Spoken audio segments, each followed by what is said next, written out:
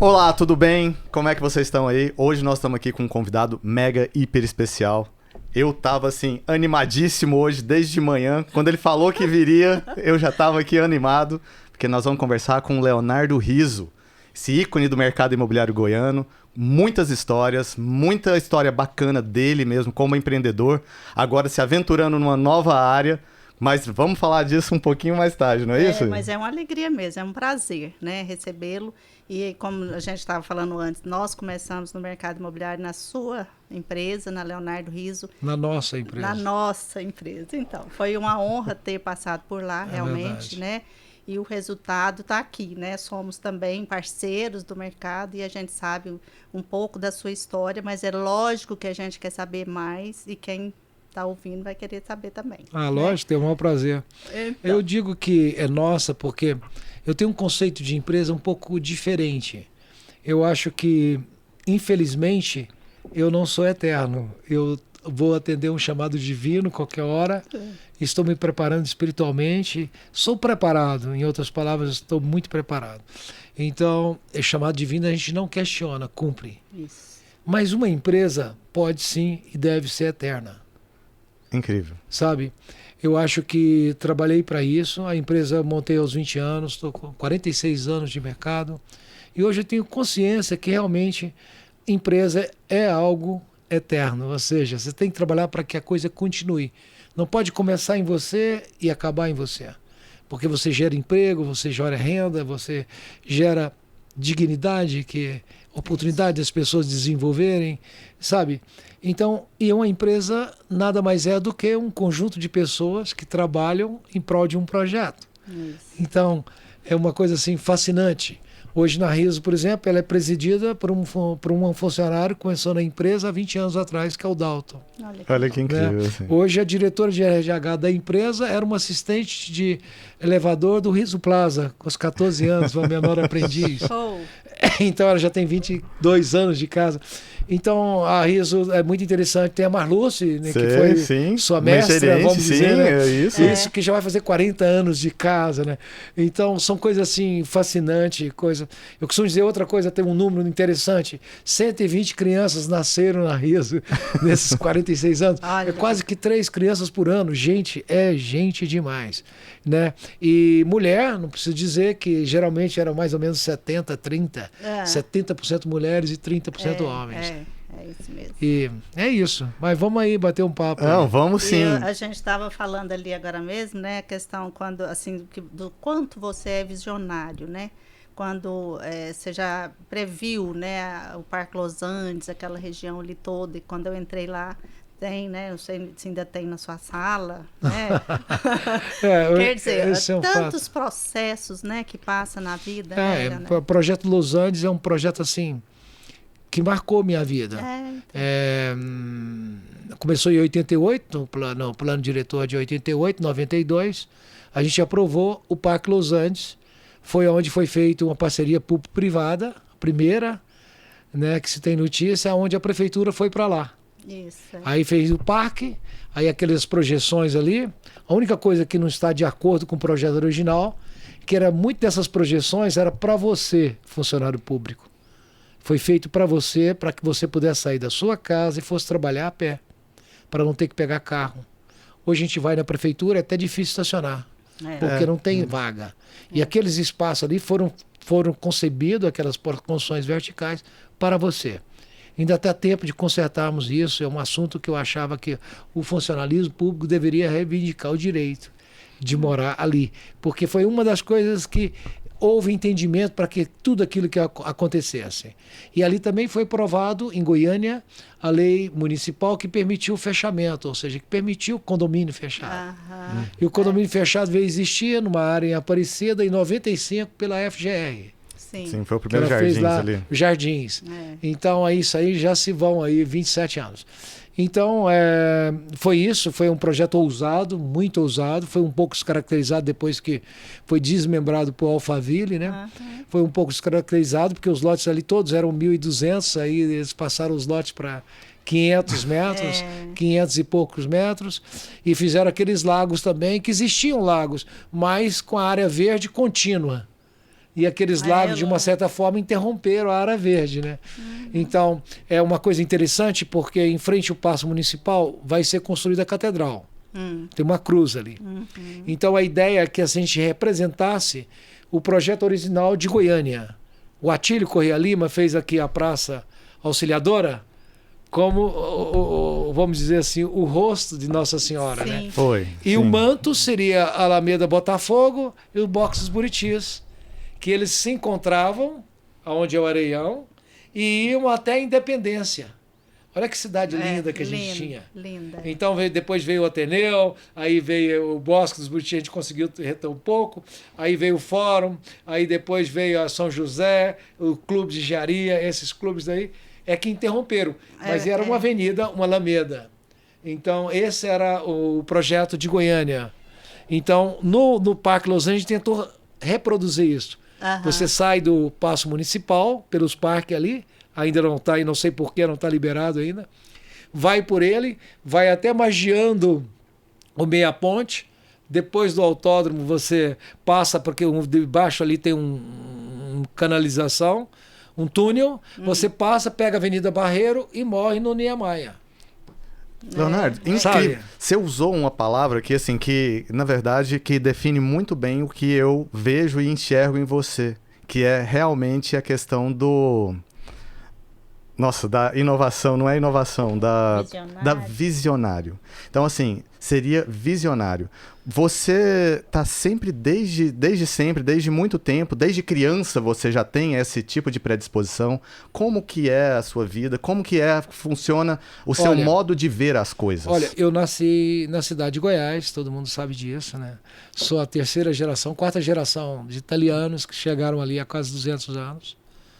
Aí nasci lá. Aos 6 anos ou 14 eu era lobinho, tive que servir uma senhora maravilhosa, encantadora, chamada Cora Coralina. Incrível. Assim, fazer boações, tive contato com Dona Ieda Sócrates, Eunice Sócrates, que tomavam conta do Museu da Bandeira.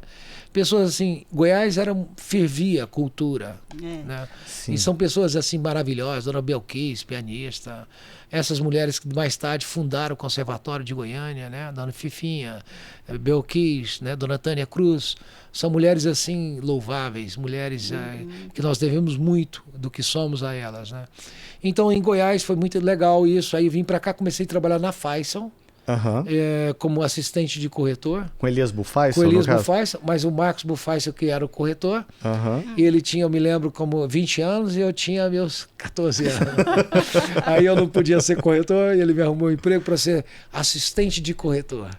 Então eu detectava quem queria comprar lote, pegava os dados, coisa e tal, passava para ele, ele tirava a proposta, só ele podia assinar que tinha creche. E ele me dava aí 20% da comissão, sabe? Foi muito legal.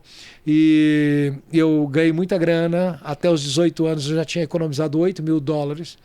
Aí eu falei, quer saber, eu vou para os Estados Unidos, porque eu vou tentar a sorte como ator. Olha que bacana. Aí fui para os Estados Unidos, morei no Texas, lá em San Antônio, esse negócio. E vi o Texas crescer muito, isso foi em 73, 74. Foi muito interessante que eu vi o Texas desenvolvendo muito. E eu falei, caramba, Goiânia é muito parecido com o Texas, aquela coisa plana, do agrobusiness, aquela coisa efervescente, né? Falei, caramba, eu vou voltar para Goiânia e vou montar uma empresa. Porque quando eu trabalhei na FAIS, eu fiquei amigo de Jerônimo Coimbra Bueno, Laurival Lousa, né? Luiz Sampaio, que são esses grandes proprietários daqui de Goiânia, desde quando surgiu Goiânia, né? Aí voltei, montei a Riso, e o primeiro que acreditou em mim, que me deu grande oportunidade, foi o Dr. Jerônimo Coimbra Bueno. Né? Tem setor Coimbra. Setor Coimbra, vocês conhecem aí. Setor Coimbra, Vila Coimbra, né? Serrinha, incrível, Parque Amazonas, Cidade Jardim, Garavelo, e agora o último é o Jardim do Cerrado. Então o doutor Jerônimo chegou a parcelar quase 80 mil lotes nessa capital, na região metropolitana. Então era o grande loteador. E de lá, o doutor Jerônimo me apresentou o Sr. Lourival Lousa, eu trabalhei para o Sr. Lourival 22 anos, para fazer o Parque Los Angeles, essas coisas todinhas. Então pude conviver com esses homens assim, visionários também. E aquilo me empolgava muito, ele sempre dizia, você que é jovem, tem que dever muito agora, você tem muita vida pela frente, e tudo passa. Foi pessoas que me incentivaram, e eu passou o tempo, aí montei a empresa, passou esses 46 anos. A gente tem um histórico de venda acima de 100 mil unidades nessa cidade, e na região metropolitana aqui, Brasília, né? Então, acho que eu não tenho o que queixar. E foi justamente por tudo isso que eu tive de bom, com essa formação como Lubinho, ter vindo de Ovinho com a educação.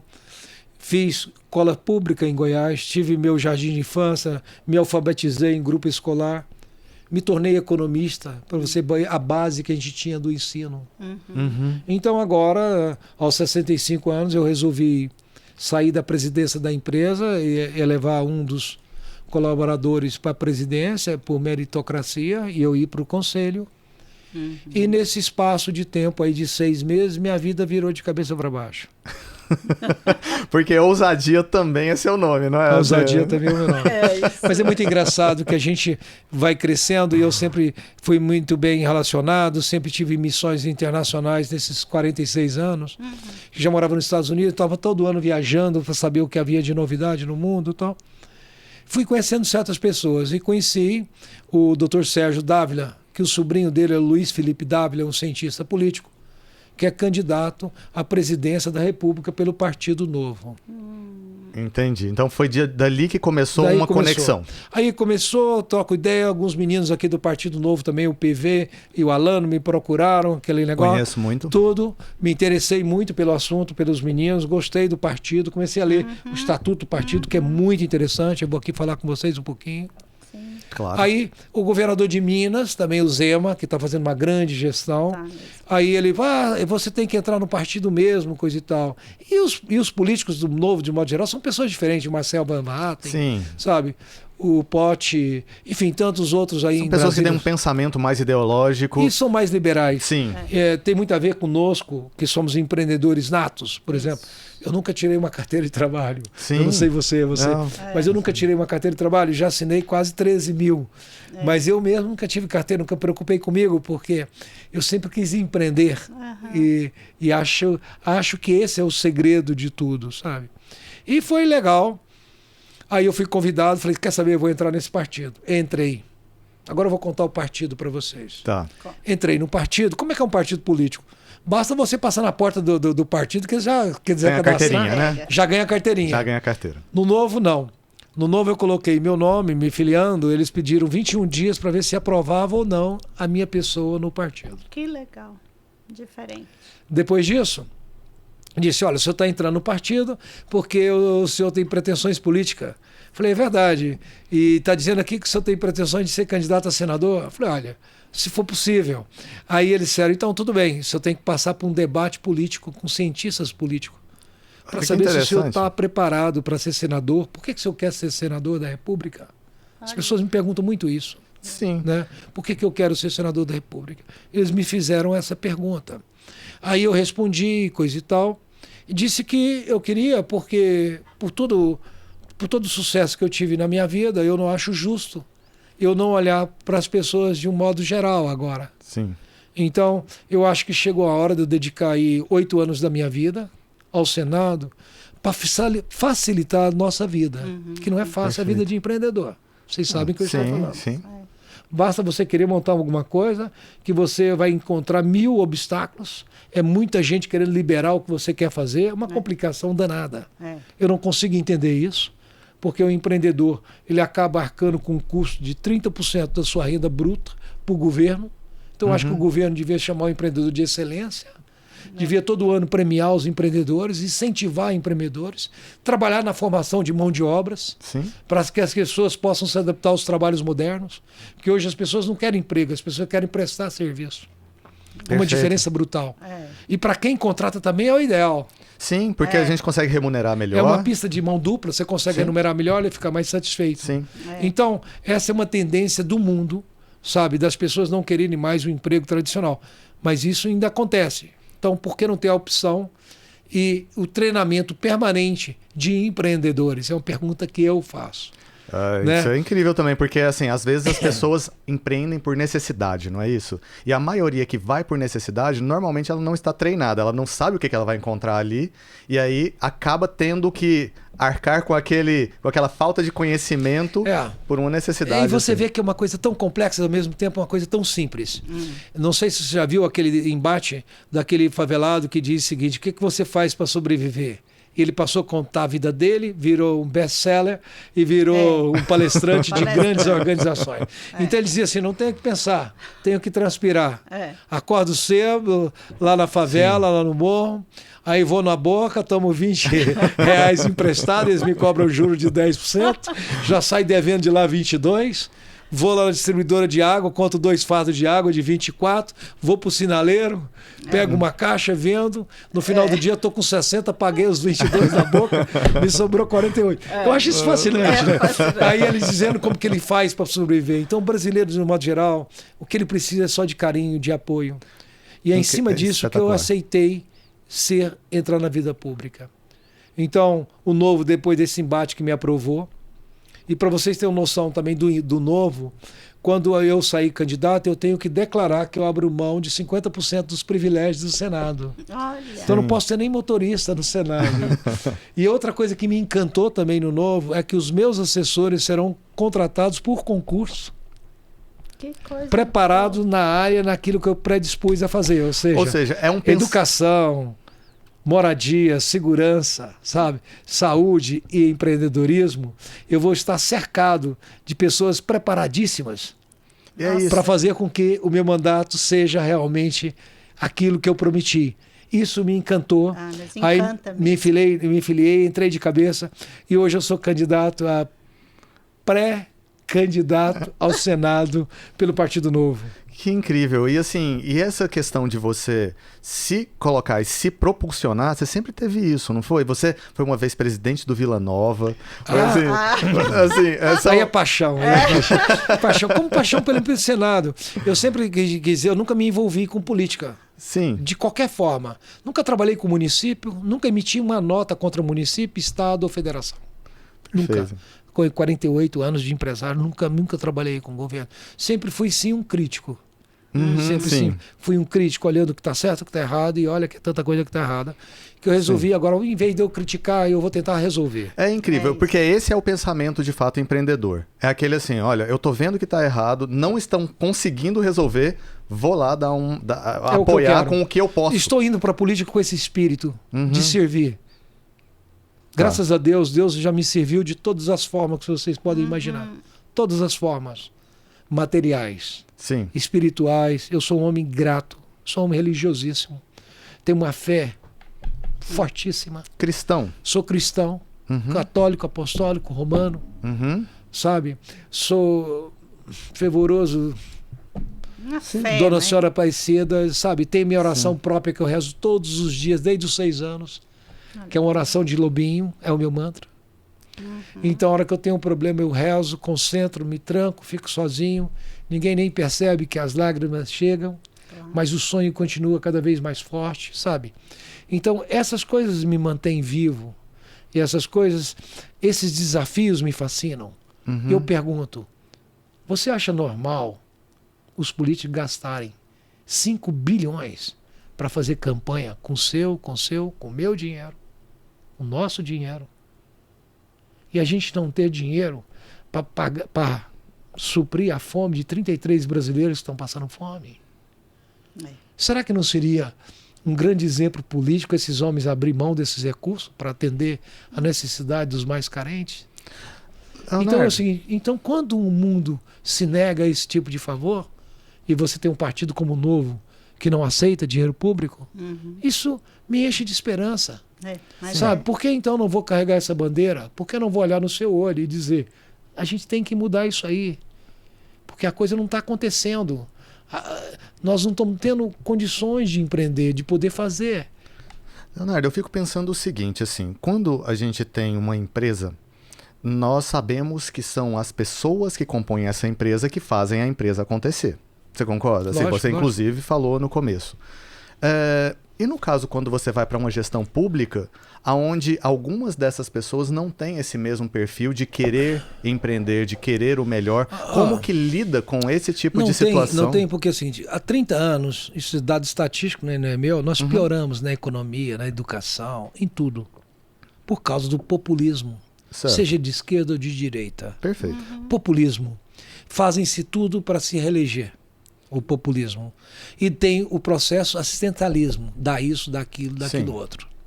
Então, o que acontece nesse processo? A gente não evoluiu, não houve distribuição de renda, não houve oportunidade para todos. Sim. E o mundo político tem interesse nisso. Você pode ver que a idade média dos políticos aí é 2, 3 vezes que já foram eleitos. Todos esses que estão candidatando, você está careca de saber quem são. São praticamente os mesmos. Os mesmos. A única coisa nova, com todo respeito, somos nós. Renova-se Eu algum tenho só. 101 dias que eu sou político. Estou político. Então, o que eu quero dizer novo mesmo nesse processo é só a gente. O resto, então, parece que é uma familiocracia. É um que sai, que coloca outro com o seu próprio nome lá. Sim, É outro que sai, que deixa a mulher. É outro que faz isso e aquilo, bota um sobrinho, bota um parente, sabe, um cunhado. Enfim, não há um processo de renovação. Então, isso eu acho que estagnou, esse populismo estagnou esse país. Então é preciso que a gente acabe com isso. É preciso que a gente dê uma injeção de ânimo. Eu vou dizer uma coisa para vocês aqui, para vocês ficarem assustados. Um senador custa 5 milhões por mês. Olha. Senhora. Um deputado federal deve custar seus 2 milhões e meio. Que eu estou dizendo, se for somar todos os benefícios que ele possa ter e as nomeações que eles têm direito, os cargos, é tudo. Que normalmente eles usam, né? Para você ter uma noção, isso aí vai custar quase que 20 bilhões por ano. Sim. Em 4 anos, eu estou falando de 80. Se nós economizássemos aí 25 bilhões, nós resolveríamos um problema de infraestrutura, de saneamento básico, água e esgoto. Sim. Consequentemente, nós teríamos menos investimento na saúde, porque 50% das doenças é por não ter água tratada, não ter saneamento básico.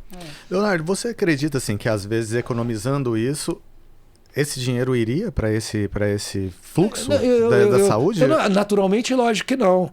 Eu acho que era preciso ter um pacto sobre isso. Por exemplo, por que não façamos um pacto? Desde quando eu fundei a empresa em 78, que eu ouço isso, mas ninguém fez. Fazemos um pacto para a educação, assim, crianças que nasceram hoje, até os 7 anos. O Estado é obrigado a dar escola integral, um aprendizado de primeiro mundo. Porque nós sabemos que do 0 ao 7 é o processo mais fértil de um ser humano, de criação. Então, por que a gente não faz isso? A gente não tem feito isso. O que está acontecendo? Você vê crianças de 9, 10 anos que não sabem ler e escrever direito.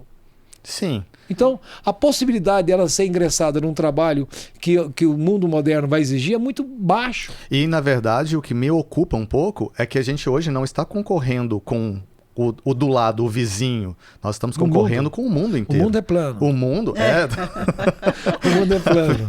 O mundo é tá plano. vindo, assim, o Japão se tornou... E a Terra é redonda, então... Você entendeu? Então, não existe essa distância. Mas, isso. Exato. Por outro lado, tem uma coisa interessante. Por outro lado, é o seguinte, os polos tecnológicos, que é onde prepara as mãos de obras para tecnologias avançadas, sei, no agrobusiness, por exemplo, como é que você vai pegar um cara que não seja engenheiro, formado em computação, para dirigir um trator desse que custa aí $1 milhão, 5 milhões? Você entendeu o que você... na verdade, o que acontece hoje, que eu vejo muitos empresários falando, é que eles têm que formar essas pessoas. Então, teoricamente, o Estado deveria formar, né, ou ter polos tecnológicos para esse fim, universidades. Sim.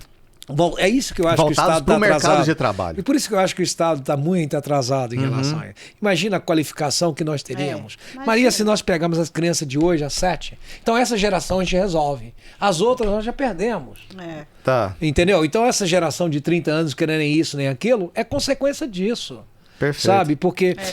começar o muro de agora, não é isso? Assim, o muro está vindo torto. Então, assim, começa certo agora. Começa depois certo, aqueles outros... Então, se você pegar todos os partidos, que são 34 partidos nesse país, todos eles a prioridade é a educação. Então tá facílimo. Vamos aqui resolver o negócio e pronto. Acontece que eles não querem isso, porque não querem uma população capacitada. Querem uma população dependente. Tá. Mas isso tem um preço. Eu acho que a paciência do ser humano, do cidadão, tá por aqui. Eu tenho andado, tenho visto isso, sabe? As pessoas estão querendo algo novo. Estão mais antenadas, né? Elas já não estão mais... Estão querendo. Parece até um trocadilho aqui, estão querendo algo novo e eu estou no novo. Mas é mais ou menos isso mesmo, as pessoas querem coisa nova. Em verdade, é porque eu vejo que, assim, que existe hoje uma exposição do mundo. Então, hoje nós comparamos, não mais com aqui, a gente compara com uma Nova Zelândia, com uma... ali outros países que são muito mais desenvolvidos do que a gente. E como o acesso está muito fácil e as pessoas estão se comunicando imediatamente, isso vai fazendo com que... Fala assim, olha, o que está acontecendo? Né? O que está acontecendo? Isso daqui não é normal. Então, seria normal e isso parece que vai acontecendo, não é? E assim, a gente vê a questão de quem começa um novo. Tem que ter essa, sabe? É uma coisa de uma coragem. Porque é como se a gente entrasse assim no lamaçal, né? E você está falando de empreender nesse país, o tanto que é complicado. E novo, até qualquer no partido inovação, novo. Né? Novo. Imagina a sua ideia, a ideia do novo, do partido novo, né? Quer dizer, o candidato, ele tem que ter a conduta, ter ética, ter um tanto de coisa. Tem um compromisso com o povo, com aquilo que ele fala. Então, isso é novo. O que é uma coisa normal. Agora, você vai ser um homem público, sustentado com dinheiro seu, do cidadão, e vai dizer uma coisa e fazer outra, só se não tiver princípios. Exatamente. Só isso, se não tiver princípios. Então. O que a gente vê hoje? Eu vejo os políticos hoje, deputado federal, senador, com todo respeito, com muita tristeza. Eu vejo eles nas redes sociais dizendo assim, estou vendo aqui, entregando um caminhão, prometi ou não prometi? Estou vendo aqui, trazer um cheque, prometi ou não prometi? Vem mais. Como se o município precisasse mendigar. Está errado o sistema tributarista, o tributo tem que ficar no município. É município que sabe onde tem buraco, é vereador que sabe onde tem buraco, é prefeito que sabe como que resolve. Perfeito. Não é vereador, não é deputado lá em Brasília, internadinho lá no Congresso que vai saber, não. Eu acho que o Congresso existe para modernizar o país na velocidade que o mundo está evoluindo. Sabe? Leonardo, eu fico pensando assim, ó, por exemplo, então vamos trazer um pouco mais para perto. Porque essa questão assim de Brasília, essa questão assim do mundo, essa questão do Brasil, talvez fique muito distante da maioria das pessoas. Quando fala assim, tem que melhorar a política, parece que é um negócio assim.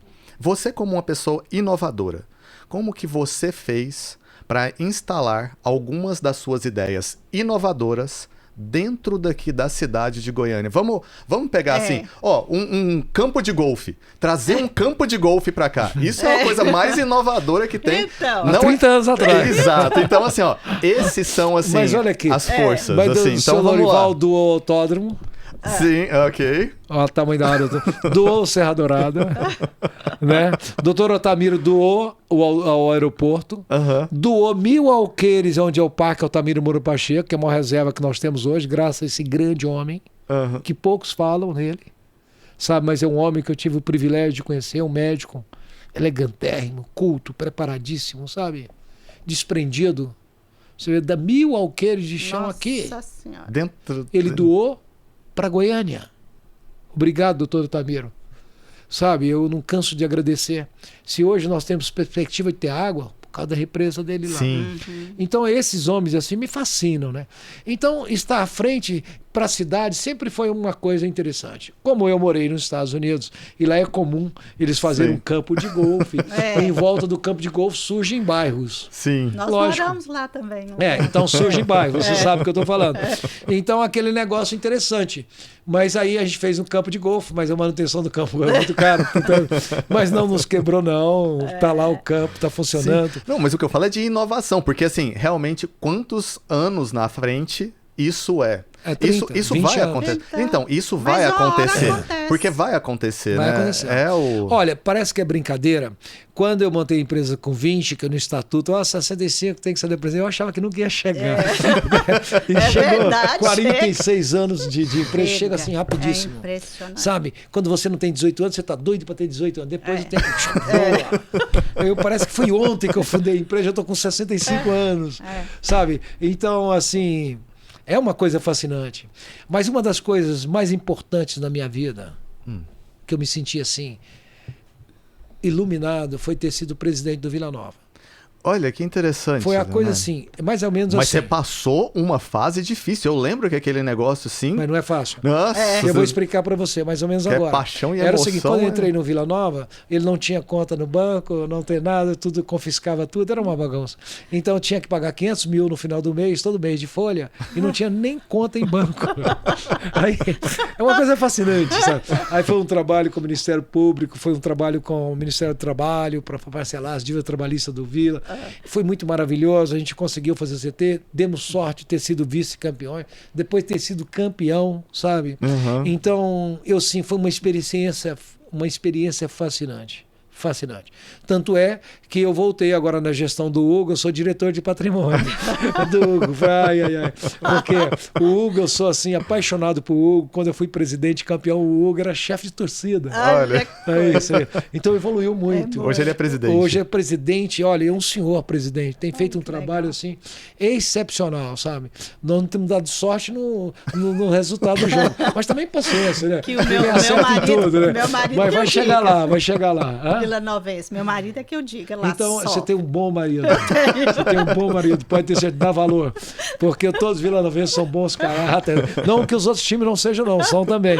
Mas o Vila Nova, a gratidão. tendência é maior. Não, mas ele já falou, eu voto no Leonardo. Eu falei, eu sei que você vota no Leonardo. E assim, no caso, por exemplo, essa questão da paixão quando ela envolve com o empreendedorismo. Então... Fascinante. É fascinante, porque quando você tem paixão numa coisa do empreendedorismo, tem um desafio, né? Tá. E você vê que tudo é uma questão de persistência, foco, determinação, É. autocontrole, sabe? Então, quando você está consciente do que você quer, o mundo é pequeno. E é isso que eu gosto de dizer para as pessoas. Eu costumo dizer uma coisa bem pessoal minha, que a vida é um espelho. Não tem como eu olhar para o espelho, sorrir e ele fazer uma careta. Ele vai me responder com um sorriso. É incrível. Se eu fizer uma careta, ele vai me fazer uma careta. Então, eu prefiro fazer um sorriso, prefiro olhar no espelho e achar que eu estou bem, prefiro achar que eu sou capaz, prefiro ter um monólogo comigo, dizendo os meus desafios, me criticando, porque eu acho que o exercício de você ser melhor é você todo dia estar se perdoando de certas coisas e refazendo aquilo que você não fez como devia. Porque a obrigação de sermos prósperos, nós temos. A obrigação de fazer o melhor para o próximo, nós temos. A obrigação de ser honesto, a gente tem. Sabe? Essas coisas são de berço, gente. São de berço. E essas coisas que me entristecem de um modo geral. As pessoas querem o sucesso a qualquer preço, querem as coisas a qualquer preço, sabe? E não é assim. As coisas não são assim. As coisas acontecem no seu devido tempo. Acho que Deus nos prova todo dia o exercício da paciência. Esse é o caminho. Incrível. Sabe uma coisa que eu lembro? Quando eu trabalhei na Leonardo Riso, eu trabalhei lá, eu fui estagiário. Estagiário, e aí... Enfim, eu preferi ser estagiário porque eu não queria que a carteira fosse assinada. Sim. Eu falava assim, não adianta, eu prefiro ganhar um pouco mais Isso. e ser estagiário do que assinar E a a carteira carteira. serve para tirar um pouco de mim. É Isso isso é mesmo, é um bobagem e raciocínio tal, isso e inteligente. aquilo. Então, enfim, e aí nessa época eu trabalhei por 1 ano lá. E foram poucas vezes que eu fui lá na sua sala e tudo mais. Mas uma vez, eu me lembro muito bem, e foi muito importante, porque eu saindo, eu vi um detalhe, se eu não me engano, era uma Nossa Senhora que tinha... Parecida, Uma Nossa Senhora Aparecida em cima da porta. da porta. E aí eu falei, nossa, que interessante, eu nunca tinha reparado nesse detalhe. Você falou, os detalhes são o que contam. São o que Assim, então contam. fique É atento a aos Nossa Senhora detalhes. Aparecida. Você tinha quantos Eu tenho um anos? carinho Eu com ela tinha muito grande. 20 ou 21 anos 21. na época. Você está há quantos anos? Hoje eu tô com 42. Ixi, 21. Vocês passaram 21 anos, olha. Então. Né? É um nascimento. Você É, nasceu com e certeza. isso. é o dobro. E então, é muita fé. A fé não falha. Acreditem, a fé não falha. A gente falha, a fé não. É isso.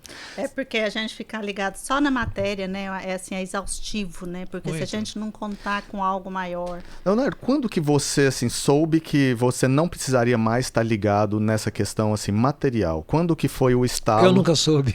Tá, ok. Eu nunca soube, porque você quando empreende, o bem material sempre é aquém do que você quer fazer. Tá, ok. É. Você sempre sonha com coisas diferenciadas. Por exemplo, hoje eu sonho Estou trabalhando em 2 sonhos dentro da empresa, que eu acho que eles vão ter trabalho para mais 50 anos, que são 40 mil unidades projetadas dentro de Goiânia. Então, eu sonho em entregar essas unidades prontas, um bairro planejado. Essas coisas eu acho interessante. Então, loteamento, condomínio, essas coisas já fizemos. Agora, um bairro planejado é tudo. Porque é triste você fazer um loteamento aberto e ver que as áreas foram destinadas para um fim e são ocupadas para outro fim. Sim. Então, você fazer um bairro acabado, onde as pessoas podem sair da sua casa, dar a volta no quarteirão. Porque tem calçada, tem acessibilidade. Sabe? Eu acho que está passando da hora da gente fazer esses bairros assim planejados. E é o que eu quero fazer. Já existem alguns. Existem aqui. alguns no mundo, inclusive. No mundo. Existem de cidade inteligente. O que é cidade inteligente? É uma casa que está conectada com uma outra mesma casa no mesmo bairro. Então, no bairro que você está, se você precisar de um pedreiro, você sabe quantos pedreiros tem naquele bairro. Se precisar de eletricista, você sabe quantos eletricistas. Se precisar de uma massoterapeuta, você sabe quantos tem. Pintor, encanador, sabe essas coisas? Baby sister, ou seja, você cria a comunidade. Criar comunidade. Criar comunidade. Isso. Então, e você trabalha por diária. Como é nos Estados Unidos. Você não pode ficar aqui em casa hoje visando meu filho. Você só vai confiar isso em quem? Num vizinho. Que você confia, não é verdade? Sim. Então, no meu bairro, eu sei quem é a fulana. Então, ela vai lá para sua casa, fica com os meninos, você vai para balada com seu marido, volta e tá lá. Nos Estados Unidos é assim. Eu fiz isso muito. Eu ficava na casa, ela vigiando os meninos, voltava com os dólares no bolso. Então, isso é legal. É super. Se eu vou sair com a balada, custa eu dar R$200 para a menina que vai ficar lá, R$100, R$50, dependendo do bairro. Isso é incrível, né? Isso, assim, de fato já existe. E uma coisa que... Teve uma vez que eu fui numa coisa de urbanismo. Não era uma palestra, era um... Enfim, era um curso lá de urbanismo. E tinha uma das pessoas que estavam lá que ela falou um negócio muito interessante. Ele é americano e ele estudava comunidades que desenvolvia, assim, em países em desenvolvimento. Ele ia na Índia, ele ia nesses países mais em desenvolvimento e estudava aquelas comunidades. E ele falou um negócio interessante. Ele falou, ele colocou lá para todo mundo que estava na sala, vocês têm condição de ir fora e ver coisas bonitas, ver coisas interessantes, experienciar essas coisas. Como vocês são empreendedores e urbanistas, talvez seja também uma obrigação autoimposta de trazer algumas coisas para cá, ou para a comunidade de vocês, para aquelas pessoas que não podem ir lá fora e ter essa experiência. Sabe de uma coisa? Tem uma coisa muito interessante, um exemplo no mundo, Dubai, os Emirados Árabes. Sim. Então, Dubai, eu conheço Dubai mais ou menos há 28 anos. Nossa, você comprou o que lá? Pelo amor de Deus. Não, fala que você comprou alguma coisa lá. Não, comprei Dubai. Nossa, mas é o seguinte, senhora. A primeira vez que nós fomos Dubai, o Abdullah, ele dizia o seguinte, olha, eu estou fazendo uma cidade que vai ser o grande centro de diversão de todo o pessoal próximo a nós. Pessoas que estão assim no raio de 4 horas de voo.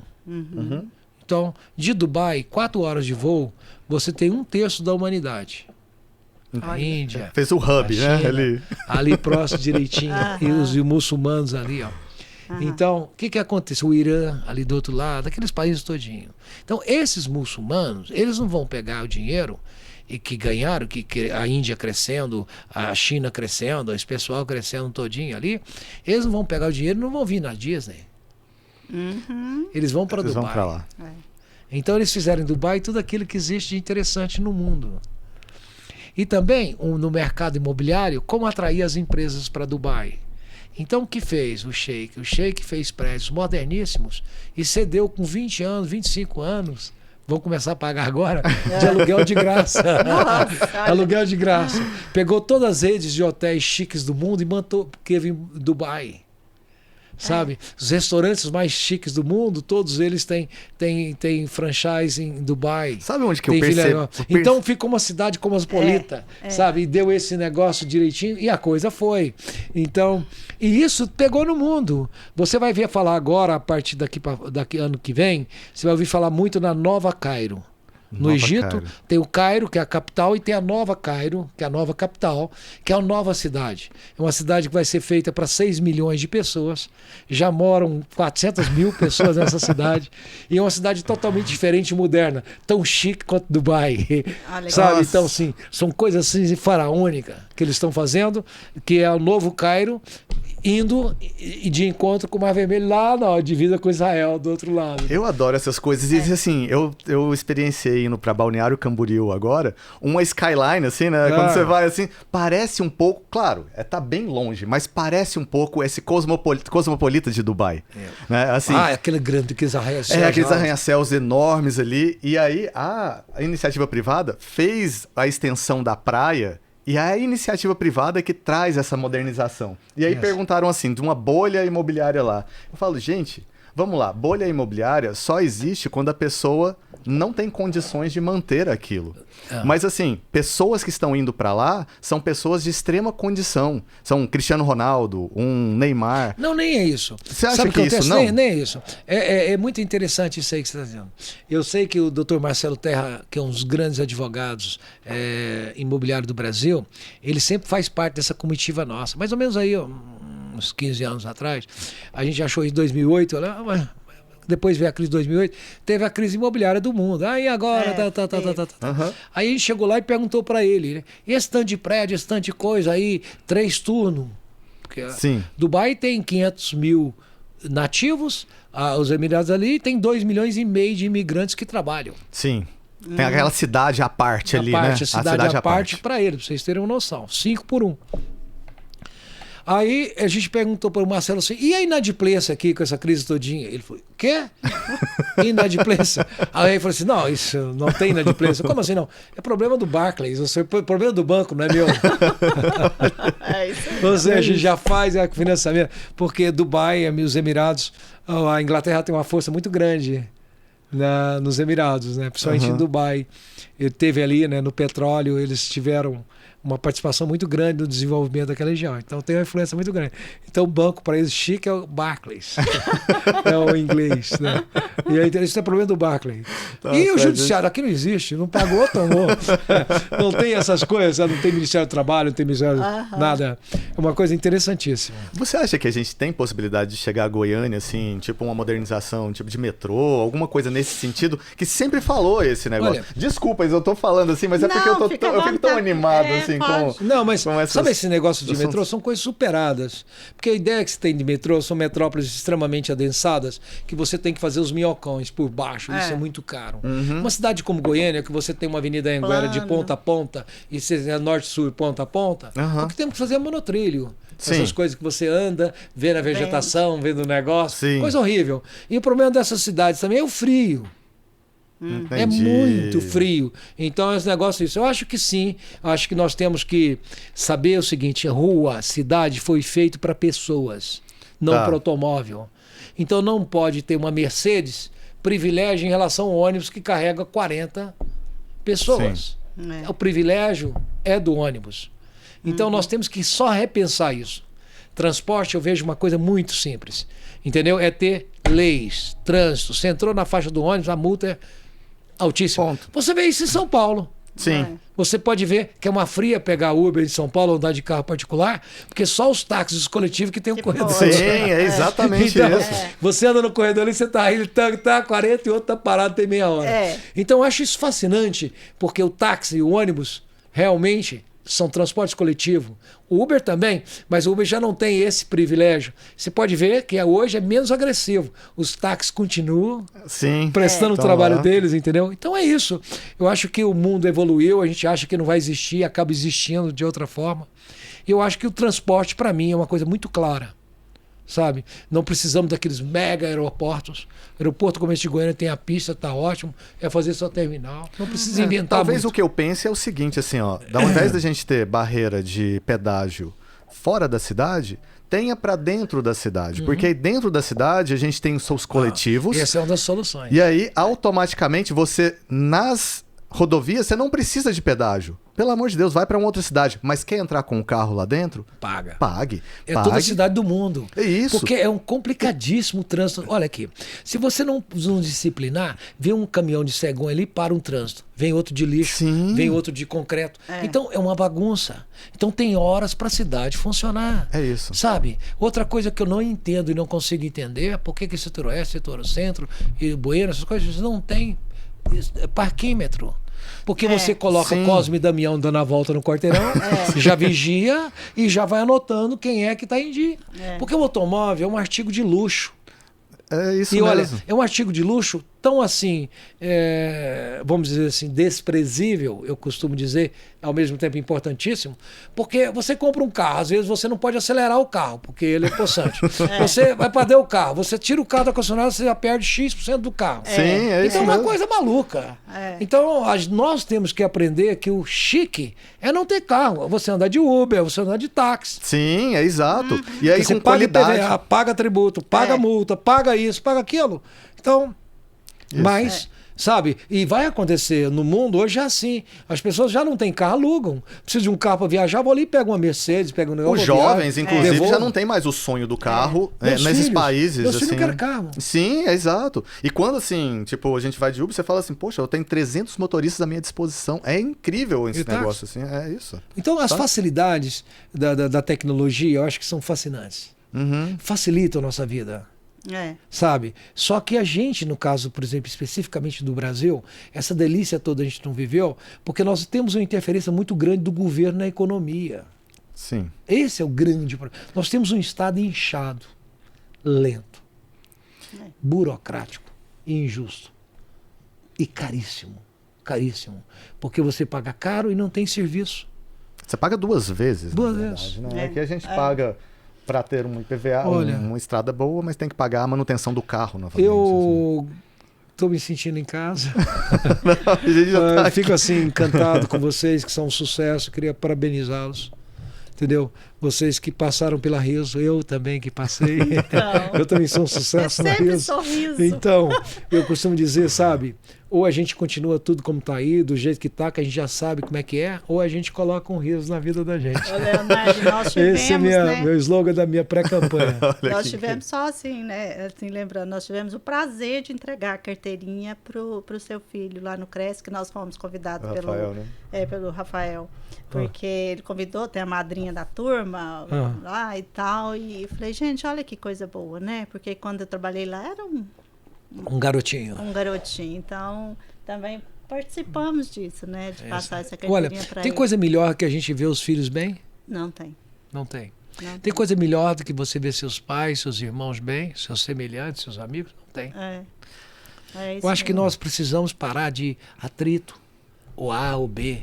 Por que a gente não pode ter paz? Por que a gente não pode dialogar? Por que a gente não pode extrapolar?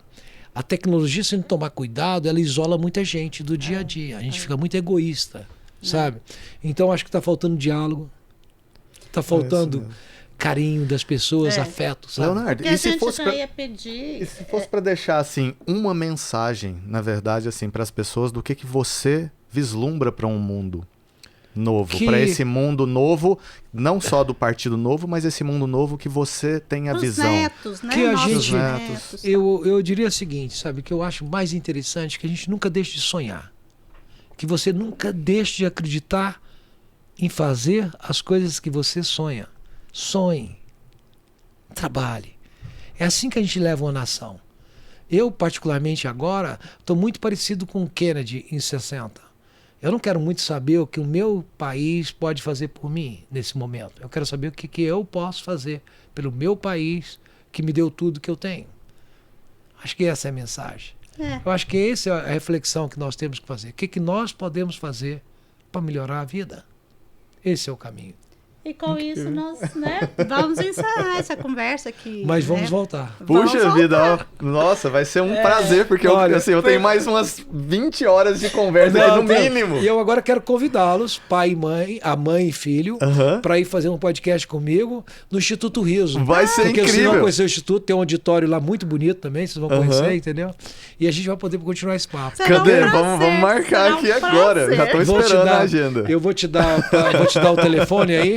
Vou te dar o telefone e você marca. Pode marcar Tá mesmo. ótimo. Pode deixar que eu vou passar o telefone Tá para você. ótimo. gente Não, pede. Eu faço tá questão. ótimo. Não, vai ser Que incrível. bom, Tá Ó, bom?